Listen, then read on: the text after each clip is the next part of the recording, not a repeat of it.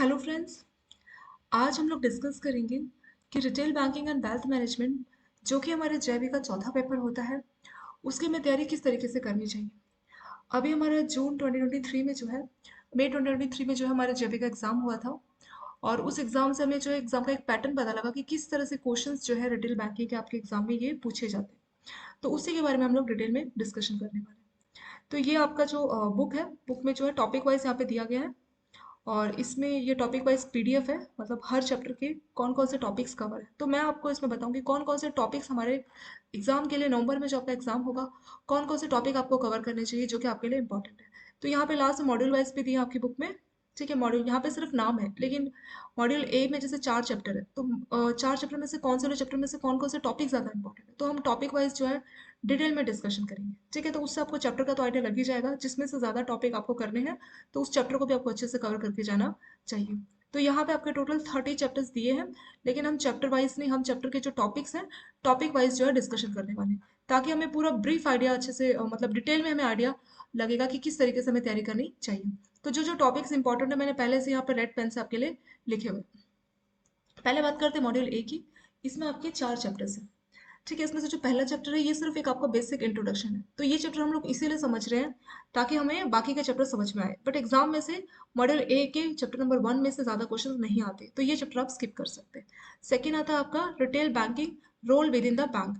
तो इसमें जो है बिजनेस के 3 मॉडल्स दिए हैं, आप चाहे तो मॉडल्स को एक बार आप गो थ्रू कर सकते हैं। ठीक है, मॉडल्स को आप गो थ्रू कर लीजिए, वीडियो भी ज़्यादा बड़ा नहीं है, एक ही वीडियो में सारे के सारे मॉडल कवर है, 2-3 मॉडल है, तो उन मॉडल को आप लोग गो थ्रू कर लीजिए, उतना इसके लिए सफिशिएंट इसमें रहेगा।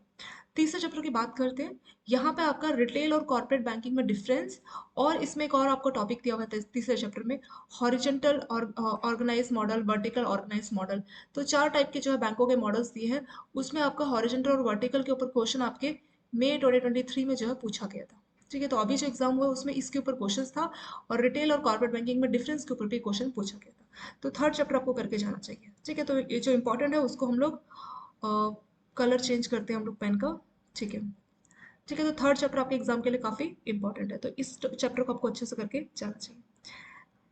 नेक्स्ट आता है आपका ब्रांच प्रॉफिटेबिलिटी। इसको लेके ज्यादा क्वेश्चन एज सच तो नहीं इसमें पूछा गया था, लेकिन एक आपका जो है ऑपरेटिंग प्रॉफिट का एक क्वेश्चन इसमें पूछा गया था। ठीक है, तो ऑपरेटिंग प्रॉफिट के फॉर्मूले के ऊपर एक क्वेश्चन इसमें से आया था आपका ऑपरेटिंग प्रॉफिट। ठीक है, तो इसका प्रॉफिट के ऊपर फॉर्मूला एक आपके एग्जाम में 1 नंबर का जो फॉर्मूला इसके ऑपरेटिंग प्रॉफिट के ऊपर पूछा गया था, तो उस तरह से जो इसमें आ सकता है। अगर आप करना चाहें तो रिटर्न ऑन असेट और return on equity, in topics को भी आप देख सकते हैं। मॉड्यूल ए में आपका इतना ही इंपॉर्टेंट है, और साथ साथ हम इंपॉर्टेंट के साथ साथ ये भी देखने जा रहे हैं कि कौन सा ज़्यादा मतलब कौन कौन से टॉपिक्स हमें अच्छे से कवर करके जाने चाहिए। ठीक है, अभी तो वैसे काफ़ी टाइम है आपके पास, टाइम से आप तैयारी कर सकते हैं। और रिटेल बैंकिंग देखा जाए तो ज़्यादा नहीं है, अगर आप वीडियोस भी देख लेंगे ना तो भी आपका तैयारी इसमें हो जाएगा, तो ज़्यादा इसमें परेशान होने का जरूरत नहीं है। बट अगर आप इंपॉर्टेंट टॉपिक्स जानना चाह रहे हैं जो कि बहुत इंपॉर्टेंट है, तो उनके बारे में हम लोग इस वीडियो में डिस्कशन करेंगे। अब हम बात करेंगे मॉड्यूल बी की। मॉड्यूल बी में आपका रिटेल प्रोडक्ट्स एंड रिकवरी, इस नाम से आपका मॉड्यूल है। इसमें कौन कौन से टॉपिक आपके इंपॉर्टेंट है, तो एक आपका ये है Maslow theory and customer requirement, ये मोस्ट इंपॉर्टेंट है, बहुत बार इसमें से जो है क्वेश्चन पूछा जाता है। ठीक है, ये one of the most important topic है आपका मॉड्यूल बी का। उसके बाद आप आ जाइए नेक्स्ट वाले चैप्टर पे। इसमें आपके डिपॉजिट प्रोडक्ट कौन से हैं, लाइबिलिटी प्रोडक्ट कौन कौन से हैं। ठीक है, बैंकों के असेट प्रोडक्ट कौन कौन से हैं, मतलब डिपॉजिट और लाइबिलिटी प्रोडक्ट एक ही होता है, ऐसे ही लोन और असेट एक ही होता है, तो इसमें कौन कौन से प्रोडक्ट आते हैं इसके ऊपर जो है क्वेश्चन पूछा गया था। और प्रोडक्ट का एक प्रॉपर लाइफ साइकिल जाता है, उसके ऊपर भी क्वेश्चन आता है, तो वो भी आपके लिए इंपॉर्टेंट इसमें है। यही दो टॉपिक इस वाले में चैप्टर में जो है इंपॉर्टेंट है। नेक्स्ट बात करते हैं क्रेडिट स्कोरिंग। तो इसमें जो है स्कोर पूछते हैं कि कितना कितना जो स्कोर का क्या रेंज है। तो क्रेडिट स्कोरिंग का बेसिक और कितना मिनिमम क्रेडिट स्कोर होना चाहिए, अगर इतना भी हमें मालूम है तो आपके एग्जाम के लिए इतना इसमें पूछा जाता है। नेक्स्ट बात करते हैं आपके नेक्स्ट चैप्टर की, इंपॉर्टेंट रिटेल लाइबिलिटी प्रोडक्ट्स। तो इसमें आपके जैसे टाइम डिपॉजिट हो गया, फिक्स डिपॉजिट हो गया। ठीक है, तो इसके ऊपर जो है क्वेश्चंस आपके पूछे गए थे। फॉर्म 15G एंड 15H, ये भी आपका एक इंपॉर्टेंट टॉपिक है। और ये भी है कि किस किस कस्टमर के मतलब जैसे इसमें आपका एक ओबीडी भी आ जाएगा, ऑफिशियली वैलिड डॉक्यूमेंट्स। तो ये एक नंबर का क्वेश्चन कि हमेशा ही पूछते हैं आप, चाहे जून की बात कर लीजिए, सॉरी मई की बात कर लीजिए, दिसंबर की बात कर लीजिए, कभी भी आपका एग्जाम है, हमेशा एक क्वेश्चन आता है ओबीडी कौन सा है। और क्वेश्चन ऐसा बनता है कि कौन सा ओबीडी नहीं है, तो उसमें पैन कार्ड दिया रहता है। तो बहुतों को लगता है कि चलिए पैन कार्ड तो डेफिनेटली होगा, बट पैन कार्ड ओबीडी नहीं होता है, तो आंसर हमेशा वही होता है कि पैन कार्ड। ये क्वेश्चन हर बार आप चाहिए किसी भी बार का आप ये पेपर देख लीजिए, ये हमेशा आपके रिटेल में क्वेश्चन पूछते हैं, एक तो रिटेल में, और एक आपका जो पहला पेपर है ना, principle and practices of banking, उसमें भी ये क्वेश्चन हमेशा ये लोग डालते हैं कि कौन सा ओबीडी नहीं है। मतलब वो जानना चाह रहे हैं कि जो भी बैंकर एग्जाम लिख रहा है, वो जो बेसिक इन्फॉर्मेशन है कस्टमर का ओबीडी, वो सबको मालूम होना चाहिए। तो इसीलिए ये लोग एक नंबर का क्वेश्चन हमेशा ही रखते हैं। ठीक है, तो क्या क्या ओबीडीज होते हैं, ये क्वेश्चन भी आपका इसी में आ जाएगा। और इसी चैप्टर में से एक क्वेश्चन बना था कि क्या ब्लाइंड पर्सन को हम लोग चेक लीव्स इशू कर सकते हैं। ठीक है, तो ये क्वेश्चन जो है आपका पूछा गया था, ब्लाइंड पर्सन को आप चेक लीव इशू कर सकते हो, तो वो क्वेश्चन इसमें से जो है आपका पूछा गया था। और बाकी एफडी इन सब के बारे में, फॉर्म 15G 15H, और टीडीएस के बारे में, जैसे टीडीएस के ऊपर इस तरीके का क्वेश्चन था कि जैसे गवर्नमेंट के जो बॉन्ड इशू होते हैं, तो क्या उस पर किस टाइप का टैक्स जो है डेबिट होता है नहीं होता, मतलब क्या उसमें टैक्स से हमें छूट मिलती है नहीं मिलती, तो इस तरह के क्वेश्चन भी इसमें आ जाते हैं। नेक्स्ट इस वाले चैप्टर की बात करते हैं, इंपॉर्टेंट रिटेल असेट्स प्रोडक्ट। तो इसमें देखिए प्रधानमंत्री आवास योजना, एक तो ये टॉपिक आपको करके जाना, ये इंपॉर्टेंट है। और जो आपका एजुकेशन लोन है, तो एजुकेशन लोन के ऊपर इस बार आपके 4 से 7 नंबर के क्वेश्चंस पूछे गए थे, सिर्फ इसके ऊपर न्यूमेरिकल्स थे वो आपके। तो एजुकेशन लोन एक ऐसा टॉपिक है जिसमें हमें 4 से 7 नंबर मिल जाते हैं, तो ये आपका one of the most important chapter आप बोल सकते हैं। और बाकी में जैसे व्हीकल लोन हो गया आपका, ऑटो लोन हो गया, ठीक है, व्हीकल ऑटो एक ही चीज़ है वैसे, पर्सनल लोन हो गया, हाउसिंग लोन हो गया, तो इसमें हमें बेसिक चीज़ें जो है मालूम होनी चाहिए कि लोन अमाउंट कितने तक का बैंक दे सकता है, मतलब लिमिट क्या रहेगी कस्टमर्स की, और क्या क्या एलिजिबिलिटी रहेगी, और कितना मॉरेटोरियम पीरियड रहेगा, तो ये बेसिक हमें मालूम होना चाहिए। और जैसे हाउसिंग लोन रहता है ना, उसमें एलटीवी, लोन टू वैल्यू, तो हमें जानना चाहिए कि जो है अगर हाउसिंग लोन में जो है एलटीवी कितना है, मतलब 30 लाख तक का आप लोन दे रहे हो तो कितना एलटीवी है, 30 से 75 लाख का, 75 लाख से ज़्यादा, तो वो जो हमें एलटीवी का परसेंट याद करके जाना है। तो इसी तरीके का एक क्वेश्चन था कि 75 लाख से ज़्यादा का अगर हम हाउसिंग लोन दे रहे हैं तो एलटीवी परसेंटेज कितना होगा, यानी लोन टू वैल्यू, तो वो भी हमें इस चैप्टर में कवर करके जाना चाहिए। नेक्स्ट चैप्टर की बात करते हैं, क्रेडिट एंड डेबिट कार्ड। तो देखिए क्रेडिट एंड डेबिट कार्ड में ये को ब्रांडेड कार्ड ये पूछा गया था, ये इंपॉर्टेंट टॉपिक है। और आपका प्रीपेड कार्ड, इसमें भी जो क्वेश्चन बन जाता है। रिमिटेंस में आपका नेफ्ट क्या होता है, आरटीजीएस क्या होता है, ये हमेशा ही पूछे जाते हैं। और यही दो मेन है, आरटीजीएस नेफ्ट, इनका फुल फॉर्म, इसके ऊपर ही क्वेश्चन आते हैं, इनके अमाउंट के ऊपर। आरटीजीएस आप जानते हैं मिनिमम 2 लाख उससे ज़्यादा, और नेफ्ट में ऐसा मिनिमम अमाउंट जो है 1 रुपये या उससे ज़्यादा चलेगा इसमें, ठीक है। और नेफ्ट में कितने बैचेस बनते हैं, आरटीजीएस में किस तरफ से बैचेस बनते हैं, तो उसके ऊपर भी जो है इस सब्जेक्ट में से क्वेश्चन आ जाता है। नेक्स्ट आपका digitisation of retail banking product, तो इसमें जो है ये वाला क्वेश्चन इस बार पूछा था, आईडीआरबीटी। ऐसे किसी और बार में आपका INFINT, SFMS क्या होता है, इसकी फुल फॉर्म आपसे पूछ लेते हैं, या IBCC क्या होता है, ये सब पूछ लेते हैं। बट अगर हम इस बार की बात करें, मई में जो आपका एग्जाम हुआ था, तो उसमें IBRDT ये वाला टॉपिक जो है इसमें से क्वेश्चन पूछा गया था। और हाँ, ये डिजिटल लैंडिंग ना, इसके ऊपर भी क्वेश्चन आ जाते हैं, डिजिटल लैंडिंग क्या होता है, इसके ऊपर भी जो क्वेश्चन आपके पूछे जाते हैं, तो ये भी आपका एक इंपॉर्टेंट टॉपिक इसमें होगा।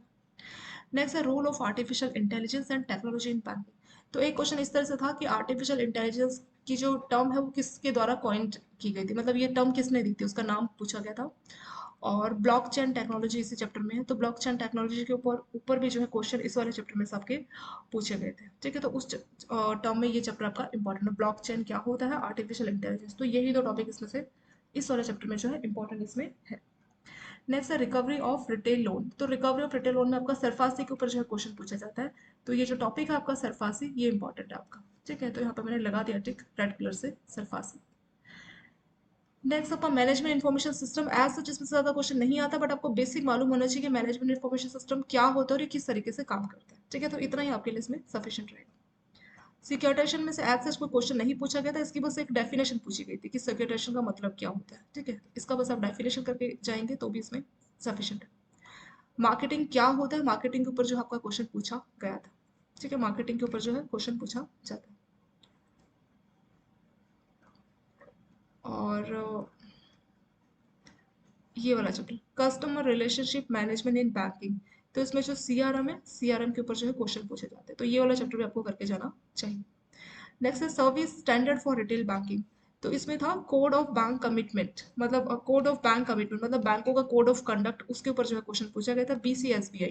तो ये दो टॉपिक आपको करके चले चाहिए कि कोड ऑफ बैंक कंडक्ट मतलब बैंकों को किस तरह से कंडक्ट करना चाहिए, उसके रिगार्डिंग जो कोड है उसके बारे में बात की गई थी, मतलब फेयर प्रैक्टिस किस तरह से जो है बैंकिंग में फेयर प्रैक्टिस सिस्टम काम करना चाहिए, मतलब कोई कस्टमर से आप कोई फ्रॉड ना करे, कोई धोखाधड़ी ना करे, कुछ भी जो है ट्रांसपेरेंसी मतलब हर चीज़ में जो है ट्रांसपेरेंसी रखे, कुछ भी हिडन चार्जेस ना रखे, तो वो सब आता है फेयर प्रैक्टिस कोड। तो फेयर प्रैक्टिस कोड का जो टॉपिक है वो आपका इस वाले चैप्टर में से है, तो ये वाला टॉपिक आपका पूछा गया था, ठीक है। तो ये आपके एग्जाम के लिए काफ़ी इसमें इंपॉर्टेंट है। नेक्स्ट मैनेजमेंट MKIS क्या होता है, इसके कंपोनेंट्स क्या होते हैं, तो ये टॉपिक आपके एग्जाम के लिए इंपॉर्टेंट है। तो यहाँ पे मैंने आपके टॉपिक वाइज बताए, मैंने हर चैप्टर में से जो है सारे टॉपिक्स नहीं बोले हैं, जो इंपॉर्टेंट टॉपिक्स हैं उनके बारे में हमने यहाँ पे डिस्कशन किया। नेक्स्ट आपका आता है वेल्थ मैनेजमेंट। वेल्थ मैनेजमेंट क्या होता है और कौन कौन से प्रोडक्ट हैं वेल्थ मैनेजमेंट के, ठीक है। तो ये जो रेड टिक लगा हुआ है ये वाला टॉपिक आपको करके जाना चाहिए, मतलब वेल्थ मैनेजमेंट क्या होता है और उसमें कौन कौन से प्रोडक्ट ऑफर किए जाते हैं, तो वो क्वेश्चन जो आपका पूछा गया था।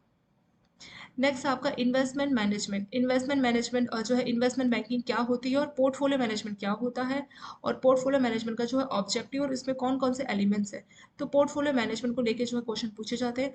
और साथ साथ जो म्यूचुअल फंड है वो भी इसी चैप्टर में से बनता है, मतलब इस वाले चैप्टर में से आपके दो इंपॉर्टेंट टॉपिक है, एक तो है पोर्टफोलियो मैनेजमेंट और दूसरा आता है आपका म्यूचुअल फंड, ठीक है। इन टॉपिक्स में से जो है क्वेश्चन हमेशा पूछे जाते हैं, तो ये दो जो है मेन इंपॉर्टेंट टॉपिक इसमें से आपका हो गया। टैक्स प्लानिंग को लेके ऐसा ज़्यादा तो नहीं था, और इसमें मतलब पूछ लेते हैं, जैसे अगर आप लोग जो क्वेश्चन इस बार बना था तो वो इस तरह से था कि जैसे आप लोग हेल्थ इंश्योरेंस लेते हैं ना, तो हेल्थ इंश्योरेंस में कितने रुपए तक का जो है शायद 80D के तहत हम लोग टैक्स डिडक्शन क्लेम कर सकते, तो कितने अमाउंट तक आपको हेल्थ इंश्योरेंस में टैक्स में आपको छूट मिलती है, ठीक है। तो वो लिमिट पूछा गया था, तो इसी तरह से जो एक लिस्ट दी गई है कि कौन कौन से टाइप के इंश्योरेंस में किस किस सेक्शन के तहत हम लोग डिडक्शन क्लेम कर सकते हैं और कितना कितना अमाउंट हम लोग डिडक्शन क्लेम कर सकते हो। तो वो वाला टॉपिक भी अगर आप इसमें से ये टैक्स प्लानिंग वाले चैप्टर में से करके जाएंगे ना, तो भी आपको काफ़ी मतलब ईजी हो जाएगा, मतलब उसमें से क्वेश्चन डेफिनेटली आ जाएंगे। तो जो टैक्स प्लानिंग है उसमें हमें याद करना है कि कौन कौन से प्रोडक्ट है, कौन कौन से सेक्शन के तहत, जैसे आपका हाउसिंग लोन है तो उसमें 1.5 लाख तक आप इंटरेस्ट जो है ले सकते हैं ATC के तहत, तो कौन सा सेक्शन है, कौन सा प्रोडक्ट है और कितना अमाउंट है, ठीक है। तो ये तीन आप लोगों को इसमें याद करके जाना है, उसमें से जो आपका क्वेश्चन इसमें से आ जाएगा। टैक्स प्लानिंग के बाद अगला आपका आता है other financial services provided by bank, तो इसमें बैंकों के म्यूचुअल फंड के बारे में जो है क्वेश्चन इसमें से पूछा जाता है। कई बार फैक्टरिंग के ऊपर भी जो है क्वेश्चन आ जाता है, factoring, portfolio management, mutual fund, तो ये टॉपिक इसके लिए इंपॉर्टेंट है। और बाकी और चैप्टर में से तो ऐसा ज़्यादा नहीं था। हाउसिंग लोन के ऊपर जो है वो तो मैंने आपको पहले ही बता दिया ना कि LTV आप लोगों को याद करके जाना चाहिए, वो कई बार पूछ लेते हैं। और रिवर्स मॉर्टगेज इस बार तो नहीं पूछा था, बट ये टॉपिक आपका इंपॉर्टेंट है, सिंकिंग फंड, रिवर्स मॉर्टगेज, इसमें जो है क्वेश्चन पूछ सकते हैं, ठीक है। तो जरूरी नहीं कि जो क्वेश्चन हो हर बार रिपीट किया जाए, तो हर बार वो अलग अलग टॉपिक्स को भी पूछते हैं, तो अगली बार के लिए जो है ये दो टॉपिक आपको करके जाने चाहिए। ये टॉपिक पूछे नहीं गए थे बट रिपीट होने के चांसेस है, ये इंपॉर्टेंट टॉपिक है, ठीक है। तो ये भी हमें करके जाना चाहिए। ऐसे ही गोल्ड लोन के ऊपर भी, ठीक है, तो गोल्ड बॉन्ड, तो गोल्ड बॉन्ड के ऊपर भी जो एक टॉपिक है वो भी आपका रिटेल बैंकिंग में पूछा गया था। गवर्नमेंट की जो स्कीम्स होती है ना, तो रिटेल बैंकिंग की एक अलग बात ये भी है कि सारा कुछ बुक में से नहीं आता, कुछ अलग से गवर्नमेंट की स्कीम्स वो हमें अलग से याद करके जानी होती है, जो कि आपकी मैकमिलन बुक में नहीं दी होती है, ठीक है। तो बुक से तो आप लोग इतना ही कर सकते हैं, लेकिन अलग से आप लोगों को क्या करना होगा, गोल्ड बॉन्ड जो होता है उसके बारे में, गवर्नमेंट की जो स्कीम्स है, बहुत सारी स्कीम्स है, तो उसके ऊपर भी जो क्वेश्चन इसमें पूछा जाता है। एक राइट टू प्राइवेसी एक्ट करके है, राइट टू प्राइवेसी एक्ट, ठीक है। तो इसके ऊपर भी आपका क्वेश्चन पूछा गया था। और सरफासी ब्लॉकचेन वो तो मैं आपको बता दिया। ऐसे ही जो है हमेशा जो है इसमें SMA 0, 1, 2, SMA special mention account 0, 1 और 2, ठीक है। ये भी आपका रिटेल बैंकिंग में पूछ लेते हैं, क्योंकि सरपासी के तहत हम बैंक क्या करते हैं, रिकवरी करते हैं, तो हमें मालूम होना चाहिए कि स्पेशल मेंशन अकाउंट 0, 1, 2 क्या होता है। SMA 1 बहुत पूछा जाता है, ठीक है। तो इन तीनों में से ये जरूरी है, मतलब इसमें टाइमिंग रहता है कि कितने दिन तक, 30 डेज के बाद SMA 0, 31 से 60 तक SMA 1, 60 से 90 तक SMA 2, और जैसे ही 90 मंथ क्रॉस कर जाएगा तो वो आपका NPA बन जाएगा। तो स्पेशल मेंशन अकाउंट का नंबर मतलब 0, 1, 2 और कौन से कितने दिन बाद जो है, कितना दिन तक ओवर ड्यू रहे कि कस्टमर का अकाउंट स्पेशल मेंशन में आता है, तो ये क्वेश्चन भी बहुत आपका रिटेल बैंकिंग में पूछा जाता है। और KYC आप लोग देख सकते हैं कौन कौन से KYC के डॉक्यूमेंट्स होते हैं, ये टॉपिक आपका इंपॉर्टेंट है। और इसमें आपका नेक्स्ट इंपॉर्टेंट है यूपीआई के ऊपर भी क्वेश्चन आ जाते हैं, यूपीआई की लिमिट के ऊपर, ठीक है। तो जो भी लेटेस्ट लिमिट है वो हम लोगों को याद करके जानी होती है कि लिमिट इसका लेटेस्ट जो है यूपीआई को लेके क्या है। White level ATM, white level ATM जो है, brown level ATM, white level ATM, इसके ऊपर भी क्वेश्चन बहुत आ जाते हैं, ठीक है। Brown level, white level ATM, ठीक है, ये इसका शॉर्ट फॉर्म है। इसका फुल फॉर्म है वाइट लेवल एटीएम क्या होता है, ऐसे ब्राउन लेवल एटीएम क्या होता है, तो ये सब भी आपको करके जाने चाहिए। और रिटेल बैंकिंग के ऊपर मैंने जो टू हैंड्स की ऐप है उसमें काफ़ी सारे क्वेश्चन आंसर्स रखे हैं, ठीक है, वो इंपॉर्टेंट क्वेश्चन आंसर्स है। तो उस पीडीएफ को आप लोग ज़रूर अवेल कीजिए, उस पीडीएफ को गो थ्रू करके जाइए। और एग्जाम के लिए वो पीडीएफ भी बहुत ज़्यादा इंपॉर्टेंट है। अभी तो उसमें कुछ 400 के आसपास क्वेश्चन है, और ये one of the most important question है। मतलब ये 400 क्वेश्चन आप कर लीजिए तो कम से कम आप मान सकते हैं कि 30 नंबर तक आपका सिर्फ इन, आप कुछ वीडियो मत देखिए, कुछ भी मत कीजिए, बट वो 300-400 के आसपास क्वेश्चन कर लीजिए तो 30 से 35 नंबर तक का आपका आसानी से कवर हो जाता है। और इस बार भी हमने बहुत सारे क्वेश्चन देखे थे जो कि उस पीडीएफ में से रिपीट थे, क्योंकि वो पीडीएफ मैंने खुद से एक एक क्वेश्चन को, एक एक टॉपिक को गो थ्रू करके बनाया, ठीक है। वो मैंने खुद से कॉपी पेस्ट करके जो है यहाँ वहाँ से लेके जो मेरे को लगा कि इंपॉर्टेंट है उस तरह से जो मैंने आप लोगों के लिए रेडी किया। तो वो पूरा अच्छे से जो है गो थ्रू के बाद ही वो पीडीएफ बना है। तो इसीलिए बहुत सारे इंपॉर्टेंट चीज़ें उसमें कवर होती है और बहुत सारे क्वेश्चन उसमें से आपके आ भी जाते हैं। तो 30 तब तक मिनिमम मैं आपको 30 बता रही हूँ, कई बार ये ज़्यादा भी होता है। तो कुछ तो मतलब सिर्फ पीडीएफ से भी मतलब काफ़ी आपके सक्सेस के चांसेस बढ़ जाते हैं, क्योंकि आने वाले टाइम में मैं उस पीडीएफ में और नए नए क्वेश्चंस को जो है ऐड करूँगी, पुराना भी रहेगा प्लस कुछ और गवर्नमेंट स्कीम्स या कुछ और जो उसको लेके और क्वेश्चंस ऐड होंगे। तो वो पीडीएफ आप लोग जरूर अवेल कर लीजिए। पीडीएफ तो आपका फ्री है, उसके लिए आपको कोई चार्जेस नहीं पे करना। टू हैंड्स के आप लोग ऐप डाउनलोड करके वो जो आपका रिटेल का जो मतलब जीआईबी के फोल्डर में आप लोग रिटेल में जाएंगे, वहाँ आपको पीडीएफ सेक्शन में वो पीडीएफ मिल जाएंगी, ठीक है। 6-7 ऐसे पार्ट्स में आपको पीडीएफ मिल जाएंगी, आप उसको जरूर गो थ्रू कीजिए, ठीक है। तो यही सब आपका मेन मेन है। और टॉपिक वाइज हमने डिटेल में डिस्कशन किया कि कौन कौन से टॉपिक इंपॉर्टेंट है। अगर मैं शॉर्ट समरी बोलना चाहूँ कि समरी क्या था इनका जो हमने देखा, तो समरी में एक तो आपका एजुकेशन लोन के ऊपर 4 से 7 नंबर का क्वेश्चन पूछा जाता है, वो आप जरूरी मान सकते हैं। एक और बात, इंटीग्रेटेड ऑम्बर्समेंट स्कीम जो आपका 2021 का इंटीग्रेटेड ऑम्बर्समेंट स्कीम है, उसके ऊपर भी 2-3 नंबर के क्वेश्चन पूछे जाते हैं, ठीक है। तो आपके लिए ये वाला टॉपिक भी बहुत जरूरी हो जाता है, इंटीग्रेटेड। वो सिर्फ आपका रिटेल के लिए नहीं, प्रिंसिपल में भी पूछ लेते हैं वो आपका, ठीक है। तो और आपका जो पहला पेपर है जो है आपका इंडियन इकोनॉमी, उसमें भी पूछ लेते हैं। तो ये जो इंटीग्रेटेड ऑम्बर्समेंट स्कीम है ये आपके जेआईबी के लिए, सिर्फ रिटेल के लिए नहीं, ये आपके जेआईबी के लिए बहुत इंपॉर्टेंट टॉपिक है, ठीक है। इंटीग्रेटेड ऑम्बर्समेंट स्कीम ये 2021 का था। मतलब इसमें क्या था, पुरानी 3 तरह की ऑम्बर्समेंट स्कीम थी, सबको इंटीग्रेट जोड़ के जो है ये स्कीम बनाई थी। तो इसमें 20 लाख तक का सेटलमेंट किया जा सकता है। मेंटल स्ट्रेस कस्टमर को फेस करना पड़ता है, उसके लिए 1 लाख तक का। तो इसी को लेके जो है आपके क्वेश्चन इसमें पूछे जाते हैं। तो इसको लेके आपके 2-3 नंबर के क्वेश्चन आ जाते हैं, इंटीग्रेटेड ऑम्बर्समेंट स्कीम। तो आप जेबी का एग्जाम लिख रहे हैं तो ये टॉपिक तो आप बिल्कुल अच्छे से करके जाइए। ये सिर्फ आपके रिटेल में नहीं बल्कि प्रिंसिपल में, इंडियन इकोनॉमी में, हर जगह जो है इंटीग्रेटेड ऑम्बर्समेंट वाला टॉपिक आ जाता है।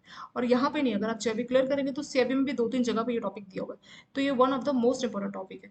इसके अलावा मैंने आपको बताया एजुकेशन लोन और आपका जो हाउसिंग लोन है, उसकी जो है कई बार उसके ऊपर केस स्टडी आपकी जो है पूछ ली जाती है, ठीक है। तो उसका केस स्टडी हम लोग देख सकते हैं, ऐसे व्हीकल लोन का केस स्टडी,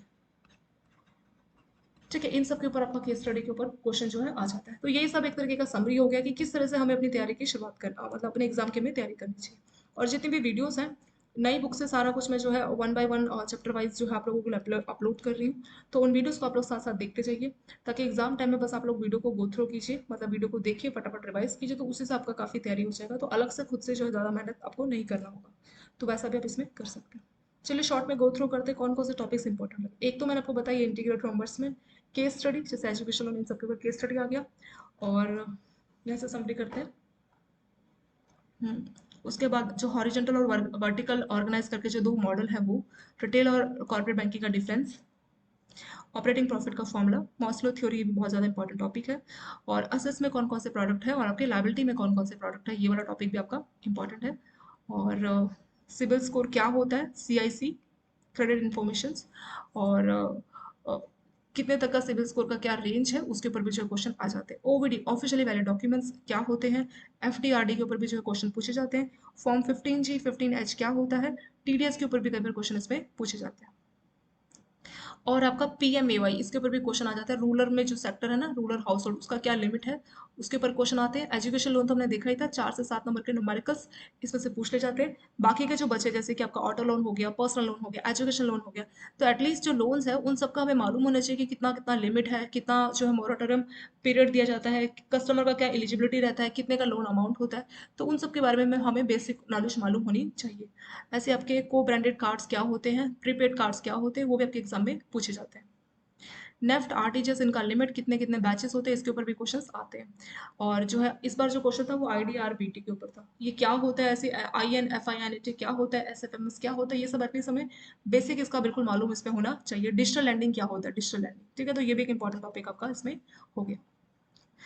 नेक्स्ट बात करते हैं आपके ब्लॉकचेन और आर्टिफिशियल इंटेलिजेंस। तो इस वाले चैप्टर में से आपका ब्लॉकचेन क्या होता है, आर्टिफिशियल इंटेलिजेंस क्या होता है, ये टर्म्स किसने दी, तो इस तरह के क्वेश्चन इसमें पूछे जाते हैं। सरफासी एक्ट के ऊपर भी जो है क्वेश्चन इसमें एग्जाम में जो है पूछ ले जाते हैं, सरफासी एक्ट के ऊपर। और आपका मैनेजमेंट इंफॉर्मेशन सिस्टम क्या होता है, इतना भी आप लोग देखेंगे तो सफिशिएंट रहेगा। और सिक्योरिटेशंस का डेफिनेशन भी जो है पूछ लिया जाता है। मार्केटिंग के ऊपर भी जो है क्वेश्चन आता है, कौन कौन से मार्केटिंग के तरीके हैं। और एटीएम के ऊपर भी क्वेश्चन आता है कि जैसे white level ATM, brown level ATM, ये सब क्या होते हैं। और CRM, कस्टमर रिलेशनशिप मैनेजमेंट, इस टॉपिक में से क्वेश्चन पूछे जाते हैं।